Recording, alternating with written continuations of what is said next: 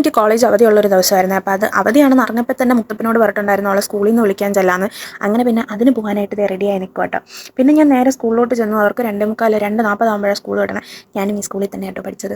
ഇവിടെ വരുമ്പോഴത്തേക്കും നൊസ്റ്റാൾജി അടിക്കും. 3 വർഷമായുള്ള ഇറങ്ങിയിട്ട്, എന്നാലും വല്ലാത്തൊരു കുറേ വർഷങ്ങളായ ഒരു ഫീലൊക്കെ വരും അവിടെ ചെല്ലുമ്പോഴത്തേക്കും. അങ്ങനെ പിന്നെ ഞാൻ മേളിൽ തന്നെ നിന്നത്. അപ്പോഴത്തേക്കും ഞാൻ വിചാരിച്ചു ഞാൻ വന്നതറിയാണ്ട് അവൾ താഴെ തന്നെ വെയിറ്റ് ചെയ്താൽ മതിയെന്നും പറഞ്ഞിട്ട് പിന്നെ ഞാൻ താഴോട്ട് ഇറങ്ങിപ്പോയി. ഞാൻ ചെന്നപ്പോഴത്തേക്കും അവൾ ഇറങ്ങുന്നേ ഉണ്ടായിരുന്നുള്ളൂ. പിന്നെ അതേ അവളെ വിളിച്ചുകൊണ്ട് നേരെ വണ്ടിയുടെ അടുത്തോട്ട് വന്ന് ഞങ്ങൾ പിന്നെ നേരെ പൗഞ്ചിക്കിലോട്ടാട്ടോ പോയത്. പൗഞ്ചിക്കിൽ പോയത് ഇവളുടെ മുടി ഒന്ന് വെട്ടണമായിരുന്നു. ഒരു 3-4 മാസം മുന്നേ ഇവളുടെ മുടി കൊണ്ടുപോയി വുൾഫ് കട്ട് ചെയ്തതാണ്. വുൾഫ് കട്ട് ചെയ്യാൻ പറഞ്ഞാണ് കട്ട് ചെയ്യിച്ചത്. ഇനി ആ കട്ട് ചെയ്ത ആൾക്ക് വുൾഫ് കട്ട് ചെയ്യാൻ അറിയാത്തതുകൊണ്ടാണോ അതോ വുൾഫ് കട്ട് എന്താണെന്ന് അറിയാത്തതുകൊണ്ടാണോ എന്നുള്ളത് അറിഞ്ഞുകൂടാ.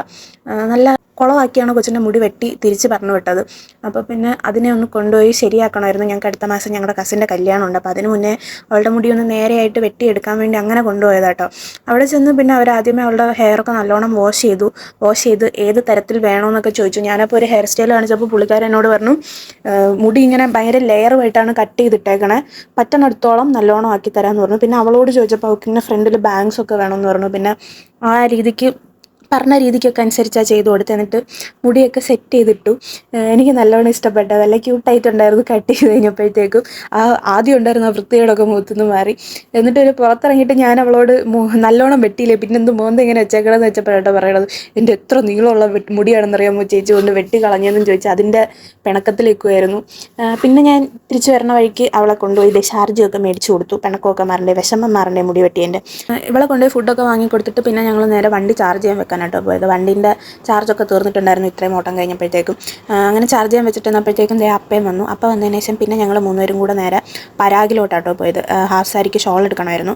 അങ്ങനെ പിന്നെ പരാഗിലോട്ട് പോയി. അപ്പം എന്നോട് 2 ഹാഫ് സാരീൻ്റെയും മെറ്റീരിയലിൻ്റെ തുമ്പ് കട്ട് ചെയ്തുകൊണ്ട് വരാൻ പറഞ്ഞു ഷോൾ എടുക്കാൻ വേണ്ടിയിട്ട്. ഞാനപ്പോൾ എന്ത് ചെയ്തെന്ന് വെച്ചാൽ തുമ്പ് കട്ട് ചെയ്യാൻ പറഞ്ഞുകൊണ്ട് തുമ്പിൽ നിന്ന് തന്നെ ഞാൻ കട്ട് ചെയ്തു. അപ്പം തുമ്പല്ല, ആക്ച്വലി മെറ്റീരിയൽ കട്ട് ചെയ്തുകൊണ്ട് വരാനാണ് പറഞ്ഞത്. ഞാൻ തുമ്പ് കട്ട് ചെയ്യാമെന്ന് വിചാരിച്ച് അതിൻ്റെ തുമ്പിൽ നിന്ന് ഒരിച്ചിരിയും കട്ട് ചെയ്തുകൊണ്ട് പോയി. വെച്ച് നോക്കിയിട്ട് കളർ പോലും അറിയുന്നുണ്ടായിരുന്നില്ല സാമ്പിൾ നോക്കാൻ വേണ്ടിയിട്ട്. അങ്ങനെ പിന്നെ ആകെ ഒരെണ്ണത്തിന് ആ നീല മാത്രമേ എടുത്തുള്ളൂ. എന്നിട്ട് പിന്നെ ഞങ്ങൾ പോത്തീസിലോട്ട് പോയി. മുത്തപ്പനും പൊന്നൂനും ആയിട്ടുള്ള ഹാഫ് സാരി അല്ല, മുത്തപ്പന് പട്ടുപാവാട, പൊന്നൂന് ഹാഫ് സാരി നോക്കണമായിരുന്നു.